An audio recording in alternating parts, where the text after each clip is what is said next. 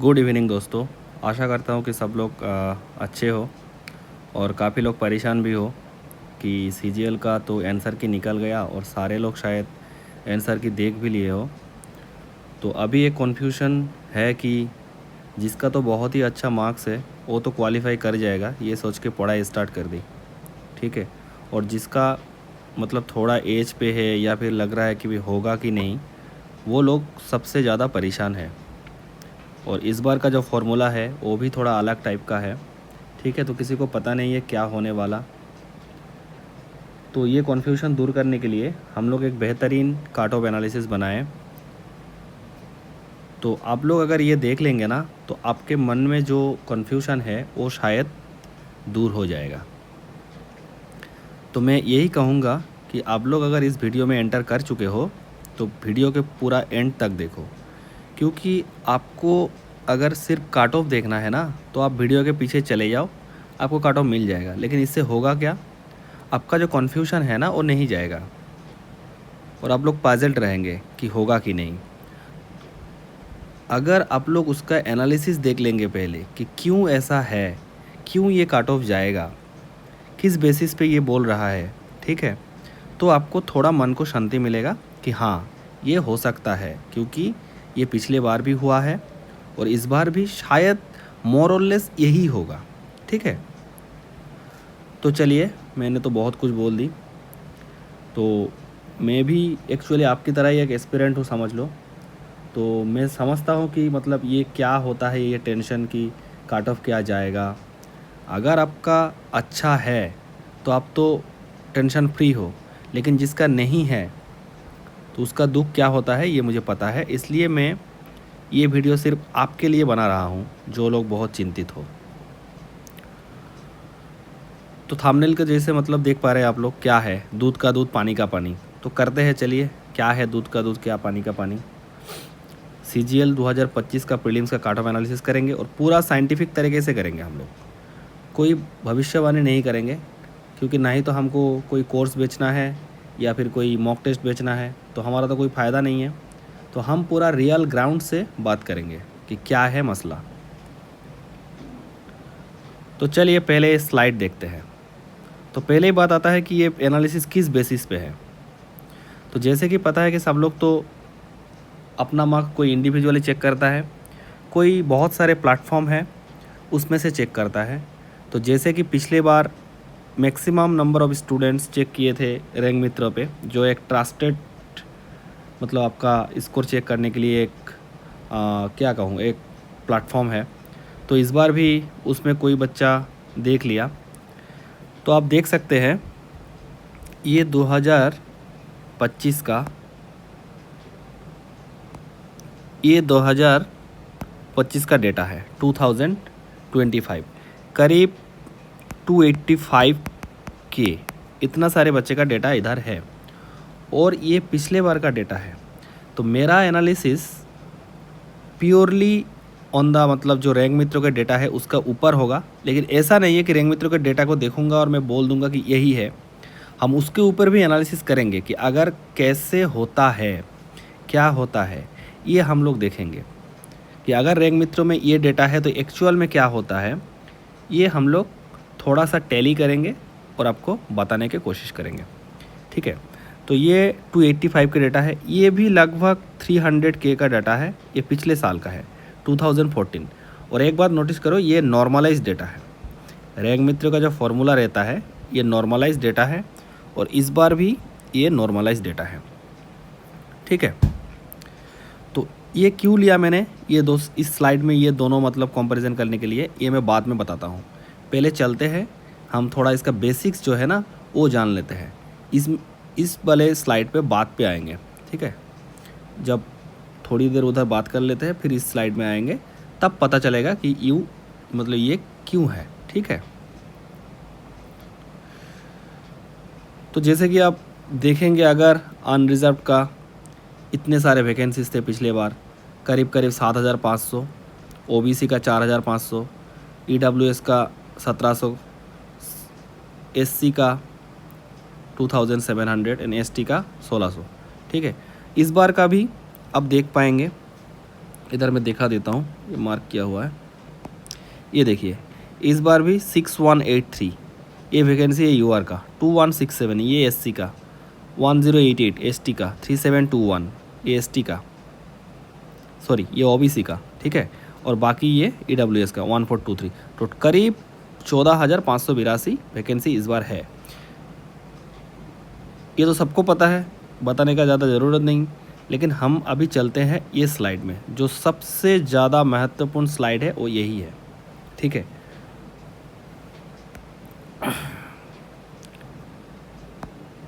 और अगर आप लोग देखेंगे इधर से चले जाएंगे, ये काट ऑफ तो आपको दिख ही रहा है, तो आप देख के चले जाएंगे, लेकिन आपको कुछ पता नहीं चलेगा कि किस बेसिस पे है, क्यों है। ये स्लाइड बनाने के लिए मुझे पूरा एक दिन लगा और सोचने में कि कैसे करेंगे, ठीक है। तो आप पहले समझिए इस स्लाइड को, इसमें है क्या, क्यों ये इम्पोर्टेंट है, ये समझिए। देखिए ये 2024 का डेटा है।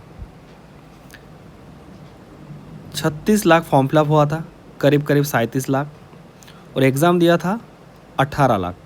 तो कितना हुआ, करीब 49%, ठीक है। ये परसेंटेज अटेंडेंस था। वैकेंसी कितना था भाई, वैकेंसी था 18,174।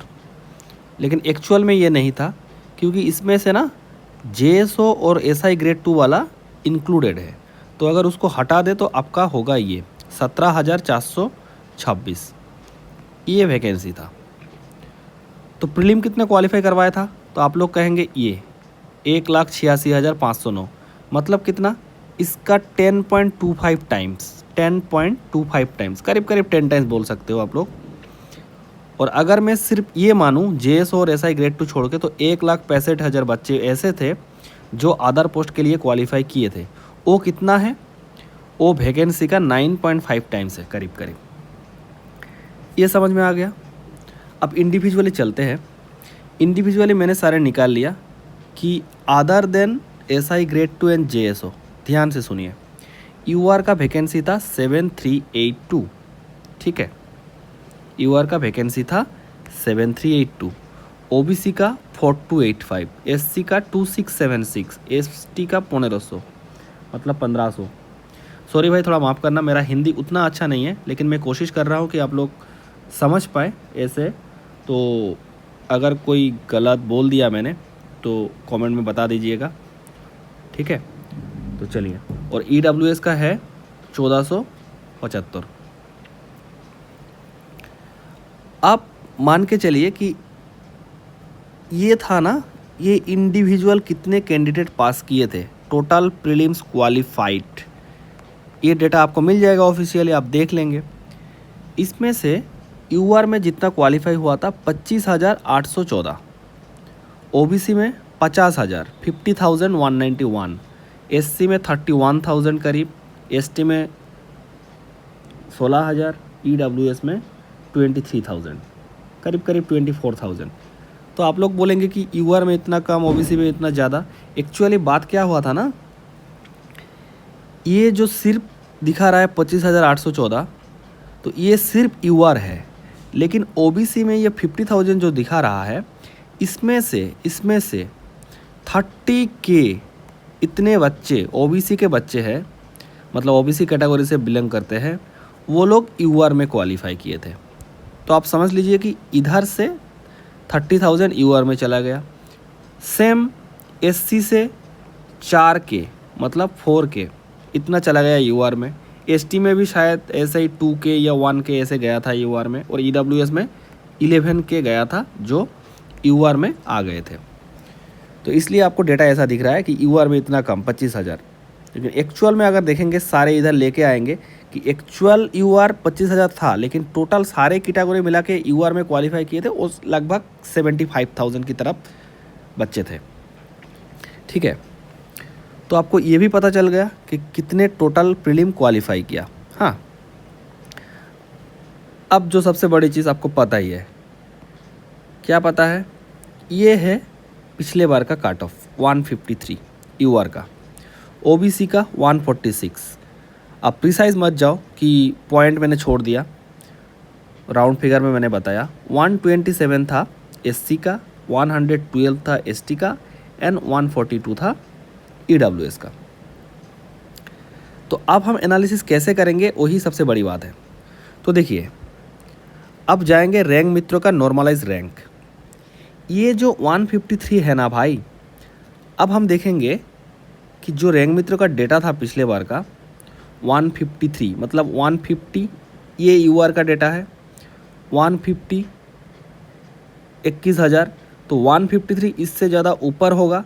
कितना ऊपर होगा ये मेरा कैलकुलेशन किया हुआ है।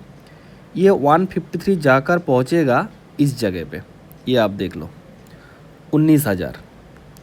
मतलब रैंक मित्रों का नॉर्मलाइज डेटा पे 2024 का बात कर रहा हूँ, जिसका 19,000 तक रैंक था, वो लोग क्वालिफाई कर गए थे UR से। सेम OBC के लिए जो 34,000 तक था, उसका OBC में क्वालिफाई हो गया था प्रीलिम्स। SC में 16,500 रैंक तक, ST में 7,600 तक एंड EWS में 16,500 तक। आप बोलेंगे कि मतलब इससे आप क्या करना चाह रहे हो, तो आप देखिए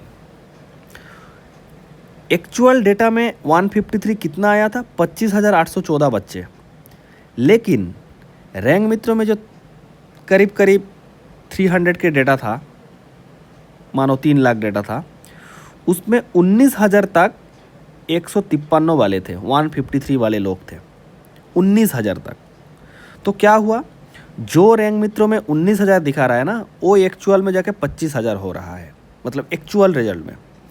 जो रैंक मित्रों में 34,000 दिखा रहा है, वो एक्चुअल में हो रहा है 50,000 OBC के लिए। तो थोड़ा मतलब कुछ मल्टीप्लाई करके फिर बढ़ रहा है, घट नहीं रहा। तो हम अगर ये देखें, अगर ओरिजिनल डेटा में 25,000 में 153 आए, तो रैंक मित्रों में 19,000 पे आ रहा है। तो बैक कैलकुलेशन करेंगे, मतलब कितना गुना हो रहा है, 25,000 का 0.736 गुना। इसको हम नाम दिया है M फैक्टर, मल्टीप्लाइंग फैक्टर। तो अगर उधर 25,000 में, ओरिजिनल रिजल्ट में 25,000 में आपको दिखा रहा है 153, तो रैंक मित्र में आपको 19,000 में दिखा रहा है 153। ठीक है, ऐसे ही करके OBC में अगर 50,000 में आपको दिखा रहा है 146, तो रैंक मित्रों पे आपको 34,000 में दिखा रहा है, 34,000 में दिखा रहा है 146 के ऊपर। ठीक है, तो इसका मल्टीप्लाइंग फैक्टर 0.677, इसका मल्टीप्लाइंग फैक्टर 0.531, इसका मल्टीप्लाइंग फैक्टर 0.475 एंड EWS का 0.695। ठीक है, ये समझ में आए कि नहीं, ये पहले समझो कि बात क्या है। मसला यही है, यहीं पे कट ऑफ मतलब इसमें ही है कि कैसे जाएगा कट ऑफ और क्या जाएगा। और ये पूरा डेटा सेंट्रिक है, ऐसा नहीं है कि मैंने खुद बोल दिया, सारे एनालिसिस किया हुआ है। आप लोगों का अगर डाउट होता है तो कमेंट में पूछिए, मैं बता दूंगा और भी क्लियर करने का कोशिश करूंगा कि एक्चुअली क्या हो रहा है।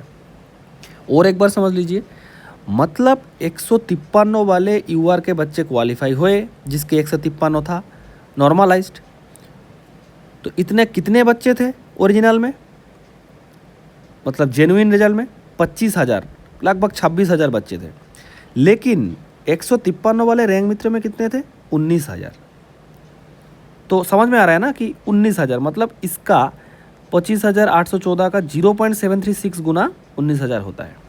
ठीक है, तो इसको ही नाम दिया है हम मल्टीप्लाइंग फैक्टर और M फैक्टर। इसके बेसिस पे हम इस साल का कैलकुलेट करेंगे और देखेंगे कैसा जाता है कट ऑफ। ठीक है, तो अभी 25 में आओ। 25 में क्या है देखिए, 25 में टोटल फॉर्म फिलअप हुआ 28 लाख, अराउंड 14 लाख बच्चा अटेंडेंस था, 14 लाख बच्चा का 13.5 लाख, करीब करीब सेम 49% ही था। अब इस बार का वैकेंसी है 14,582, ये टोटल है। अगर मैं JSO और SI ग्रेड 2 छोड़ दूं तो ये होगा 14,212। ठीक है, 14,212 ये वैकेंसी है इस बार का, जो अदर पोस्ट के लिए है। तो अगर हम पिछले बार का डेटा मान ले कि यही होगा, और लगभग यही होता है हर साल, कि ये अगर वैकेंसी है तो इसका 10 टाइम्स या फिर 9.5 टाइम्स से मान लीजिए बच्चे क्वालिफाई करेंगे। तो इसका टोटल बच्चा कितना क्वालिफाई करेंगे इस बार प्रीलिम्स, 1,49,000। और कितने बच्चा क्वालिफाई करेंगे अदर पोस्ट के लिए, 1,35,000। ठीक है, अभी इंडिविजुअल वैकेंसी मैंने भी बता दी, अब देख लीजिए। यूआर का इस बार वैकेंसी है आधार पोस्ट के लिए 6009, ओबीसी का 3657, एससी का 2102, एसटी का 1061 एंड ईडब्ल्यूएस का 1385। तो अभी कितना गुना पास कराएगा प्रीलिम्स में, ये कैसे पता चलेगा? देखिए, पिछले बार जो यूआर का वैकेंसी था ना, उसका 3.5 टाइम्स ओनली यूआर, ये बात नोट कीजिए, not OBC not SC, only UR, जो मतलब प्लेन यूआर है। ऐसा नहीं है कि ओबीसी में है लेकिन नंबर ज़्यादा मिला यूआर में आ गए, ऐसे बच्चा नहीं, जो सिर्फ यूआर ही है। तो वैकेंसी का 3.5 टाइम्स क्वालिफाई किया था, तो इस बार भी वैकेंसी का 3.5 टाइम्स ही क्वालिफाई करेंगे, ये मान लो। तो कितना आएगा ये नंबर?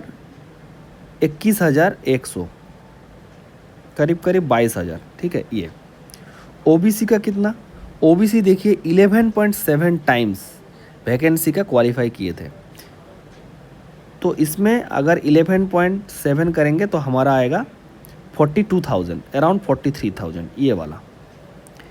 एससी में अगर हम मल्टीप्लाई करेंगे 11.6 टाइम्स, पिछले बार था इतने टाइम्स, इसका 11.6 टाइम्स करके ये आया।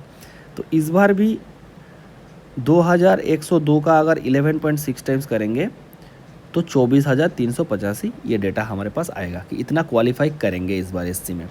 और एसटी में कितना? एसटी में 10.7 टाइम्स, तो इसका 10.7 टाइम्स करेंगे तो हमारा ये डेटा आएगा 11,350। और ईडब्ल्यूएस का 16 टाइम्स। क्यों इतने ज़्यादा आपको लग रहा है?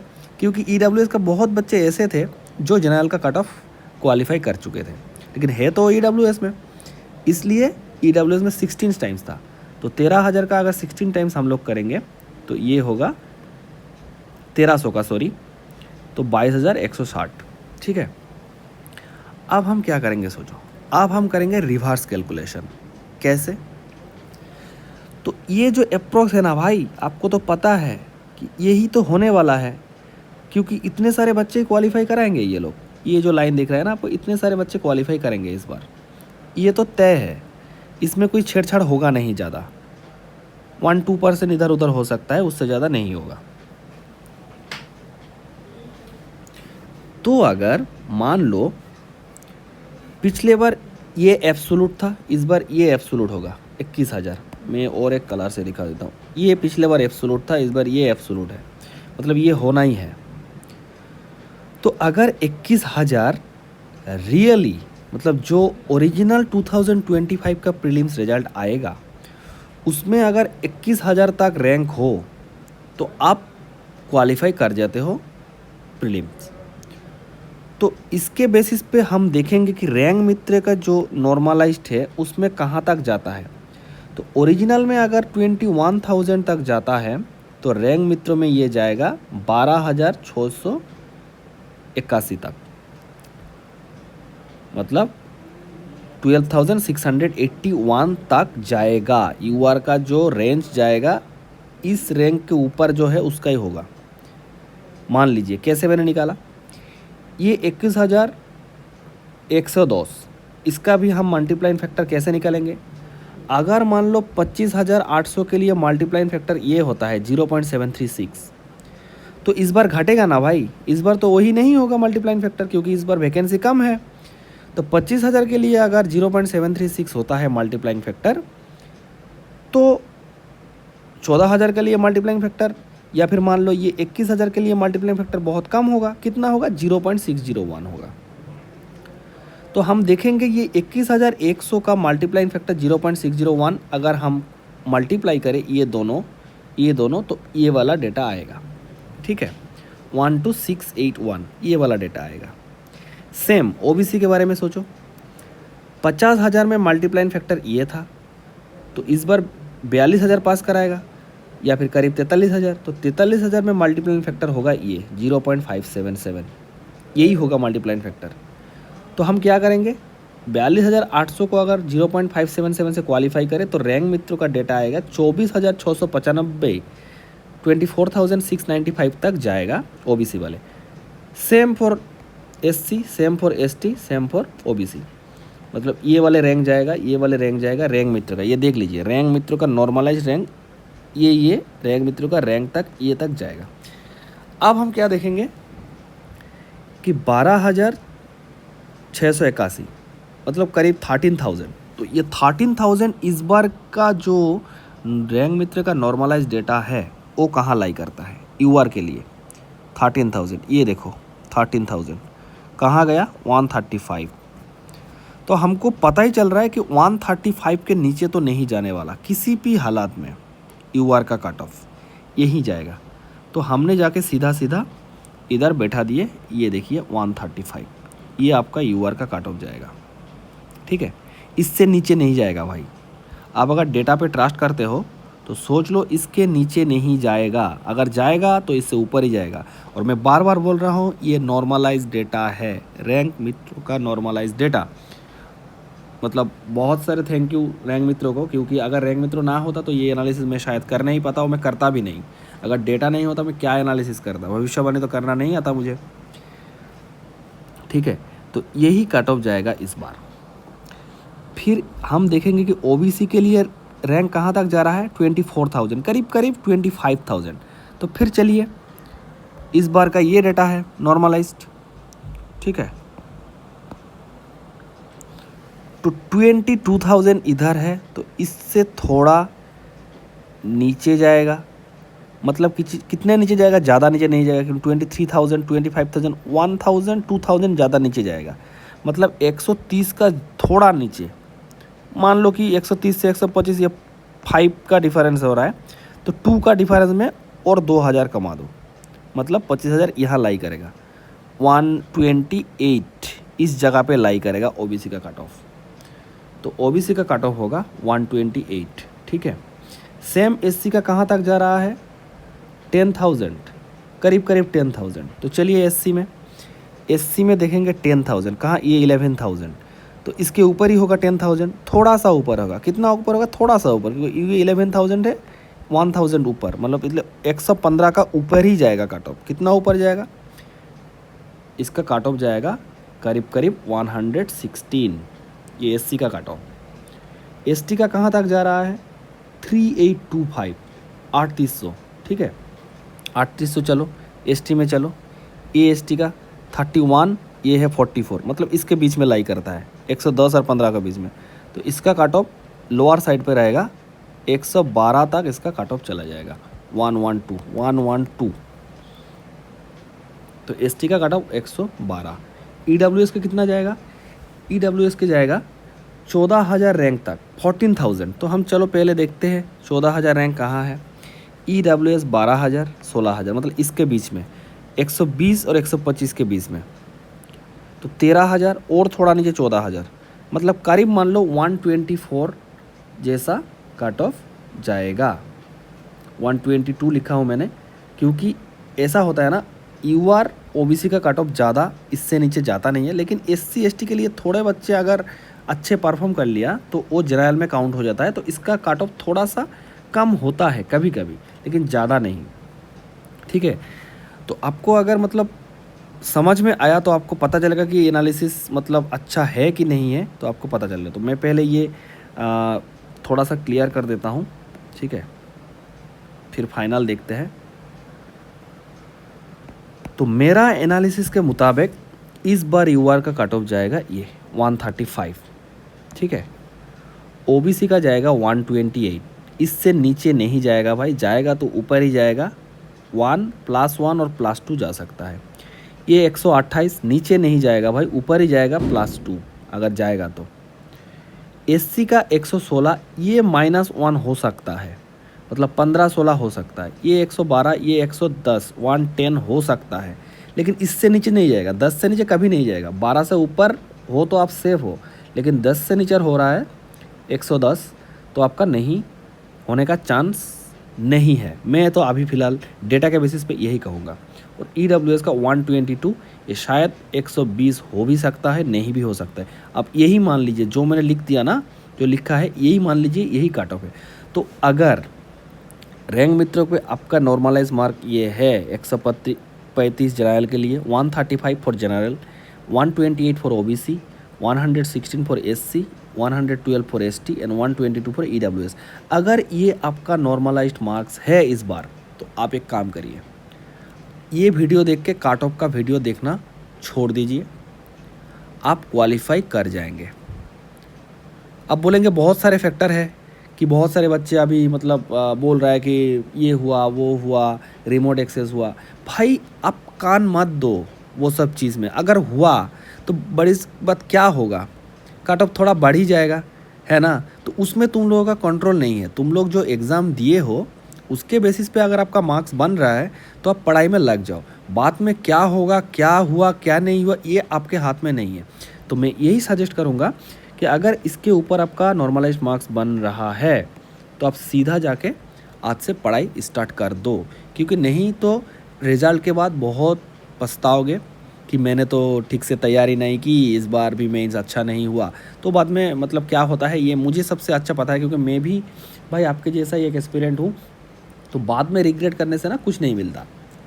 तो भला इसमें ही है कि अभी से तुम लोग तैयारी जारी रखो, ये मार्क्स देख के और पूरा श्योर हो जाओ कि आपका हो रहा है, प्रीलिम्स हो रहा है।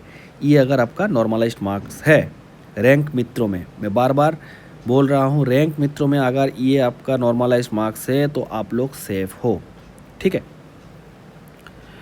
तो यही था बड़ी बड़ी बात, मतलब पूरा ये एनालिसिस बहुत टाइम लगा हुआ है करने में और सोचने में कैसे करेंगे। और एक एक डेटा हम मतलब ऐसा नहीं है कि फर्जी राउंड फिगर में डाल दिए, हम थोड़ा पॉइंट तक भी लिए कि कितने पॉइंट तक जा रहा है ये भी एनालिसिस किए हैं, ठीक है। और आप सोचेंगे पिछले बार ये जो डिफरेंस था ये बहुत ज़्यादा था SC ST में, OBC में, इस बार भाई इतना नहीं जाएगा डिफरेंस। जनरल और OBC में भले पहले बार जैसा ही डिफरेंस हो, लेकिन SC ST ये सब में ज़्यादा डिफरेंस नहीं होगा कि 30 मार्क्स का 40 मार्क्स का, ऐसा डिफरेंस नहीं होगा।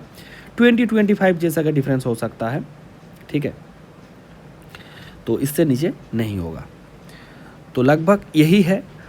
अब मैंने ये बनाते बनाते और एक भी बात है कि मैंने सोचा कि अगर मल्टीप्लाइंग फैक्टर यही रहता है तो ये जाएगा।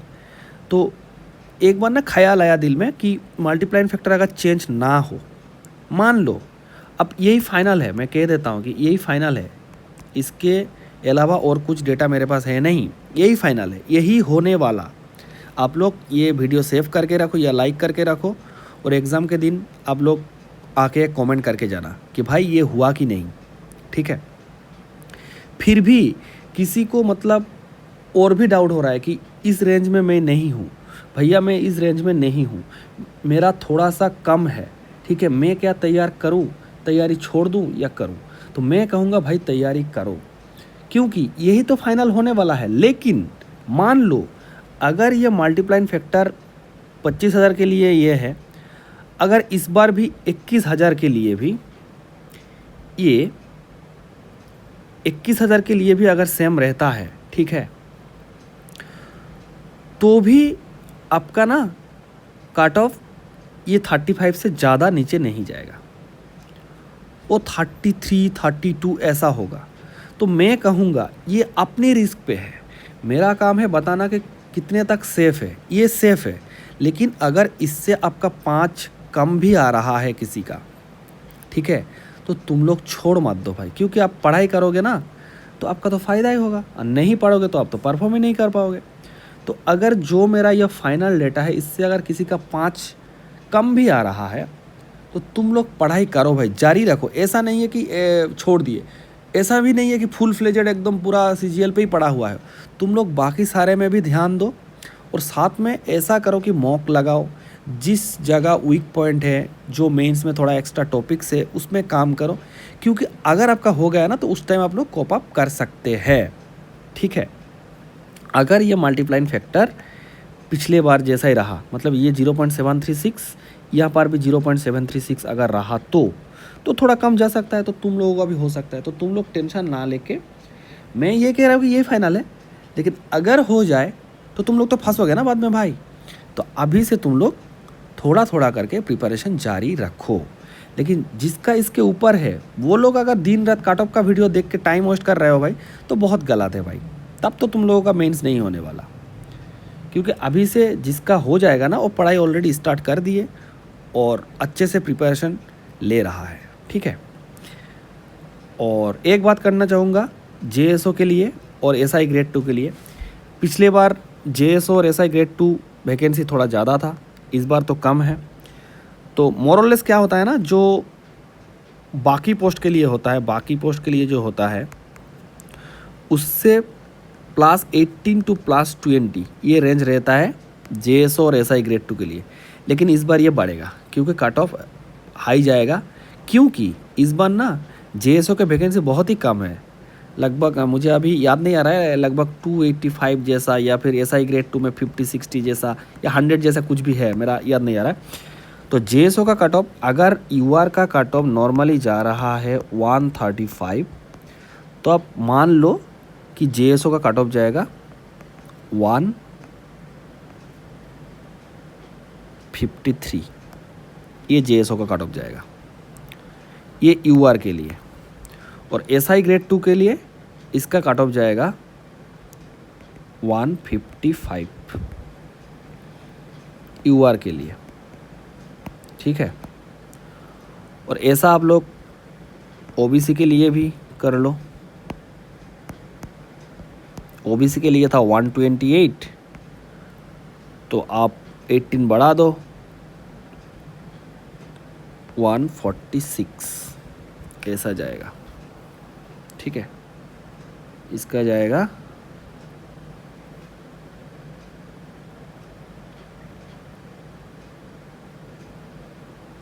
इसका कितना जाएगा भाई, इसमें अगर UR में 155 गया ना, तो आपका मान लो करीब करीब, ये UR का है तो OBC का मान लो 128 प्लस 20 मान लो 148, ये जाएगा OBC का कट ऑफ। और ऐसे ही SC ST के लिए जाएगा JSO और SI ग्रेड 2 के लिए। तो इसमें ज़्यादा वैकेंसी नहीं है, इसलिए मैं ज़्यादा बात नहीं कर रहा हूँ। लेकिन आप मान के चलिए ये आपका है, तो SI ग्रेड 2 में या फिर JSO में आपका OBC या फिर जनरल में हो जाएगा।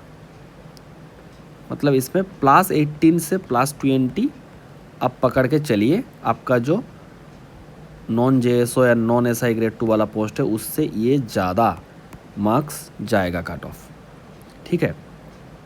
तो मैं लास्ट में यही कहूँगा कि बहुत मेहनत लगा है इस वीडियो को बनाने में और ये स्लाइड बनाने में, ठीक है।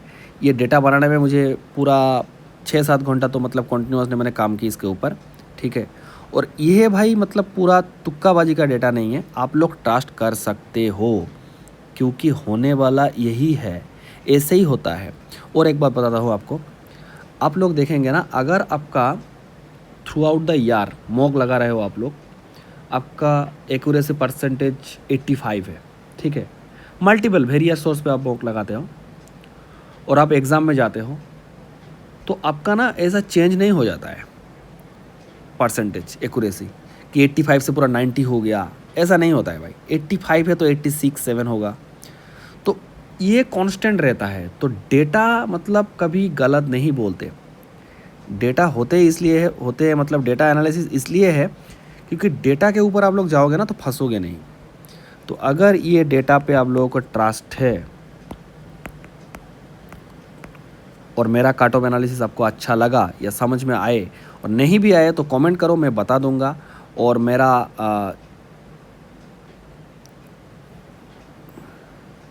इंस्टा आईडी है लेमैन्स लाइफ, इसमें आप लोग ज्वाइन कर सकते हैं, या फिर मेरा टेलीग्राम चैनल लेमैन्स क्लासेस, इस पे आप लोग ज्वाइन कर सकते हैं, ठीक है।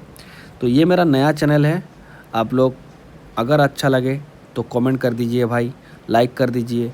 और जो आपका दोस्त परेशान है बहुत 1-2 नंबर के लिए कि होगा कि नहीं होगा, उसको ये वीडियो ज़रूर से शेयर करना और कमेंट भी कर देना और साथ में रहना भाई। अगर कोई गलती हुआ है और आपको लगा कुछ भी कमेंट करना है तो आप लोग कमेंट कर सकते हैं, मैं रिप्लाई कर दूंगा, ठीक है भाई।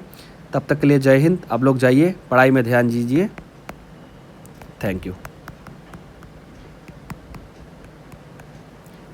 ठीक है। तो चलिए ख़त्म करते हैं।